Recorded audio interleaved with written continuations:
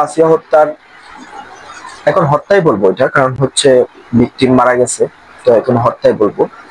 তো দর্শনের হচ্ছে ভিকটিম হসপিটালে নিজেই সাক্ষ্য দিয়ে গেছে যে আমার সাথে এই এই সমস্ত কাজগুলো করা হয়েছে। আপনাকে কি মনে করতেছেন এটা মিথ্যা কথা, এটা আমার বানানো কথা? তবে দেখেন একটা ভিডিও দেখা যাক। আমার নিয়ে হুয়ায়া আমার পুরো জামা কাপড় খুললা হলাইছে, নিচের দিকে চেষ্টা করতেছে, তখন আমার মেয়ে মাকে চিৎকার দিছে, ঠুটে ফুটে কামড়াতে। এখন আমার মেয়ে কিছু হবে না।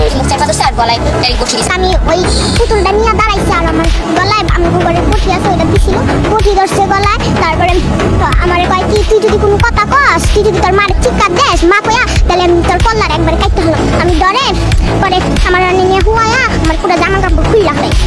তারপরে ভিডিও সবাই দেখলেন। আসলে বিশেষ কথা হচ্ছে যে মানুষ কত বড় খারাপ, মানুষ হচ্ছে ওয়ান নাম্বার খারাপ। তাদের আর কি শাস্তি চান? এখন আজকে কালকে বাচ্চাটা মারা গেছে, তো এখন প্রত্যেক মানুষের জায়গা থেকে বলতেছে তাদের দ্রুত বিচার চাই, তাদের দ্রুত বিচার নিশ্চিত করতে হবে। এতদিন পর আপনার কেন মনে হলো যে ওর বিচারটা দ্রুত করতে হবে? ও মারা গেছে বলে বিচার করতে হবে তাড়াতাড়ি। এর আগে আপনারা কোথায় ছিলেন? আপনাদের আইন এত স্লো কেন?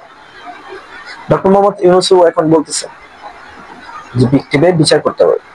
হাসনাত আব্দুল্লাহ বললেন যে জানাজা করে আসছি, এখন তার বিচার করতে হবে, এটা নিয়ে প্রতিবাদ করতেছে। কই আপনারা তো দেখলাম না একদিন যে ভালো একটা কথা বলে বিচারের জন্য হাতে লাঠি ইত্যাদি দিয়ে প্রতিবাদ করার জন্য।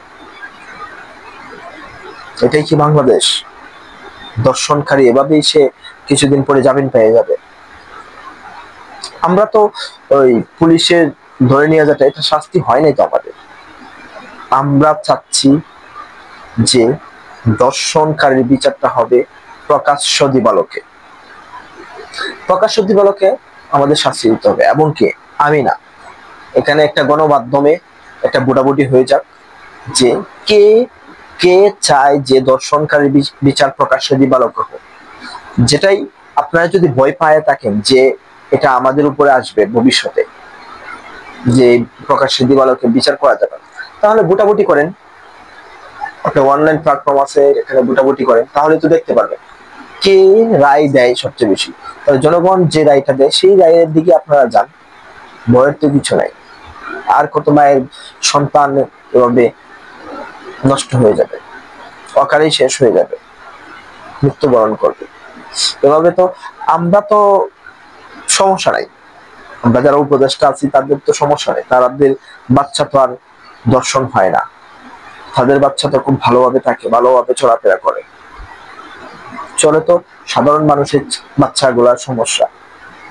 তো আপনারা আইন করেন, নাহলে ভবিষ্যতে আপনাদের বাঁচানোর জন্য যে আইনটা, এটাই কঠিন হয়ে পড়বে। সবাই ভালো থাকবেন।